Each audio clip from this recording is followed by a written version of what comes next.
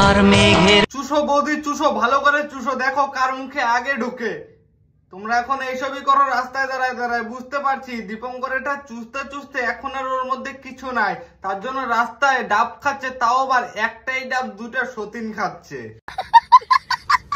বন্ধু বৃষ্টি, বৃষ্টির বন্ধু। আরে ভাই, এতক্ষণ থেকে তো দীপঙ্কর তাকে খুঁজে পাচ্ছিলাম না। আমি ভাবছি ক্যামেরাটা হয়তো অন্য কেউ করছে, এখন তো দেখছি না, 203-এর ডাব খাওয়া দেখছে কোন সতীন ভালো চুষে চুষে খাইতে পারে। তাহলে তো আজকের রাতটা বুঝতে পারছো দীপঙ্কর দা কার সাথে কাটাবে।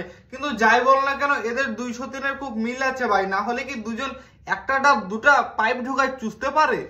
203-এর পূজার বাজার খুব গরম আছে ভাই, কারণ দীপঙ্করের গলায় যে মোটা চেনটা আছে, এবার মনে হচ্ছে ওটা বিক্রি করে যে হারে জিনিস কিনবে, তোমরা হয়তো ওই জিনিসগুলো কিনতে পারবে না কোনোদিনও। সুমি বৌদি এখন মৃণালটা চুষতে চুষতে শেষ হয়ে গেছে, ওই জন্য দীপঙ্করেরটা চুষতে আসছে। বুঝতে পারছো না তোমরা এখনো দীপঙ্করেরটা কি হারে খাচ্ছে ভাই? দীপঙ্করের টাকা পয়সা দেখো, 203 মিলে একসাথে খাচ্ছে, তাও আবার। এই ভিডিওটা শেয়ার করে 203-এর কাছে পাঠায় দাও, যাতে ওরা আস্তে আস্তে ডাব খায়।